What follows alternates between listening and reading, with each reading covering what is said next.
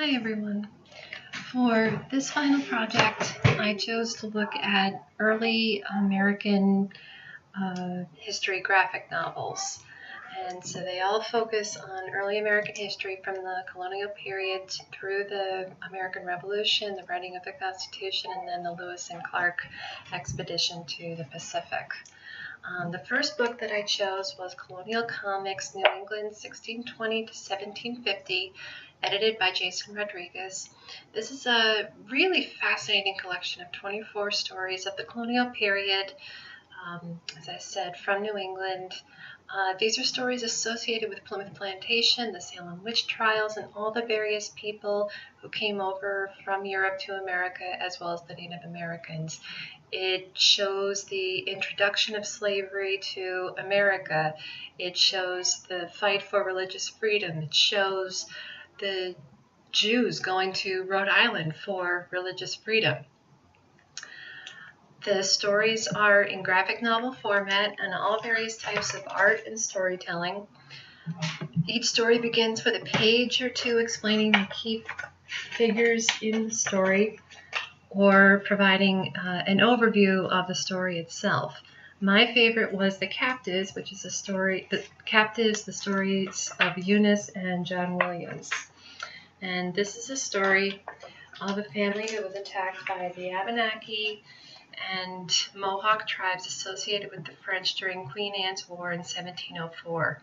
The tribes killed many of the residents in Deerfield, Massachusetts. One child they took was Eunice, and she was taken in by a group of Catholic Mohawks near Montreal. For several years, her father, John Williams, tried to ransom her and was unsuccessful. She ended up being adopted by the tribe and ended up marrying a man in the tribe. And I've heard about this kind of thing happening in American history, but I've never actually read a story about it, and I found it very, very fascinating to read. I would recommend this book to anyone who's interested in learning more about the colonial time period. The stories are really fascinating, but another fun aspect of the book is that it invites the reader to participate in activities. The activities they give is like on page 15, where you can cut out this page and make your own version of the Mayflower. And then on page 76, you get to do an ad lib of the Bay Psalm book. And it's a really fun book that invites the reader to become immersed in the stories, and I highly recommend it. The next book that I looked at was called One Dead Spy by Nathan Hale, written by a descendant of Nathan Hale. This is a really fun graphic novel that tells the story of American spy Nathan Hale. Hale was about to be hanged as a spy when he gets into a conversation with the hangman about what his last words would be. He decides that they're going to be, "I regret that I have but one life to give for my country." And these are such poignant words that the big, huge book of American history absorbs him to preserve his last words forever in American history. And he sees how the war will end and the future of America. Then he gets into a conversation with the hangman and the British provost as he talks about how he became a spy and what went wrong. The hangman doesn't have a side during the American Revolution and ends up becoming sympathetic for Nathan Hale as he hears him get into trouble. And this is a book that brings history to life for kids while also having the peanut gallery during the storytelling. It makes the story understood, and the reader is easily absorbed into the story and the facts, but laughs at the craziness. It's a book that would work well for middle schoolers and upper elementary school students who may not be as interested in history or in reading, but it will captivate students and work so well for teachers to help their students understand the American Revolution. Another book that I read was a biography called Alexander Hamilton by Jonathan Hennessy. It's a very gripping biography of Alexander Hamilton in the form of a graphic novel. The pictures are colorful and beautifully illustrated, and they really show the ups and downs of Hamilton's life as the story progresses. You can see how the author used darker pictures when times seemed so grim and desperate, and also brighter pictures when things were going right. The reader gets a chance to fully understand the circumstances Hamilton grew up under in the Caribbean, which impacted the rest of his life. The biography shows his ascendancy from a student in New York City to a captain in the artillery, and then a close confidant and aide to General Washington, and then finally as a founding father of the United States and as the first Secretary of the Treasury. His biography uses illustrations, quotes from letters and documents, and it has a gripping narrative to showcase his amazing life. I recently read another biography of Hamilton, and I learned additional information from this book. It is filled with fascinating facts about him.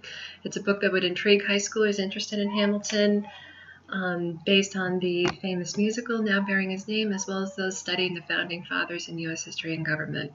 And it will help them understand the time period, the people, the apprehension, the fear, and excitement during the creation of a new country. And Alexander Hamilton exhibits all those emotions and more. Once students finish learning about Alexander Hamilton, reading a graphic novel about the U.S. Constitution will bring it full circle.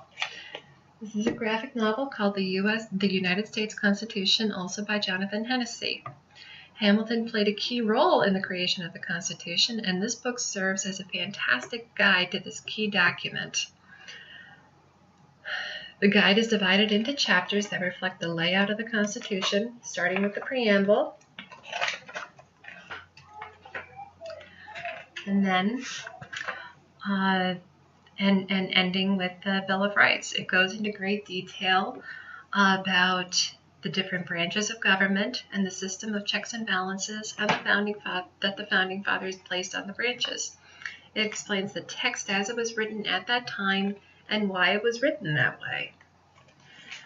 It explains also how the document changed over time as we changed as a society.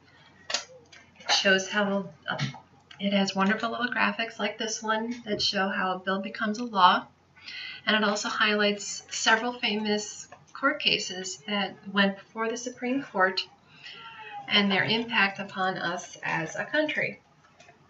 For anyone studying the Constitution in school, this book would be vital to classroom discussion. The colorful illustrations work beautifully with the text and convey so much information to the reader. It also asks questions that many of the students are probably asking themselves while they're reading this book, and so it invites the reader to look at multiple perspectives on this living document so that we may never stop questioning and improving ourselves as a country. The last book that I looked at was Lewis and Clark by Nick Bertozzi. This book completes the journey of the beginning of American history, telling the story of the journey of Captains Meriwether Lewis and William Clark to find a waterway to the Pacific Ocean following the Louisiana Purchase by Thomas Jefferson in 1803. On their journey, they encounter numerous tribes of Native Americans, many of whom want guns as gifts instead of beads or other goods. The reader gets to meet and admire Sacagawea as she aids Lewis and Clark in their trek, helping to translate among the Native Americans and navigating their journey.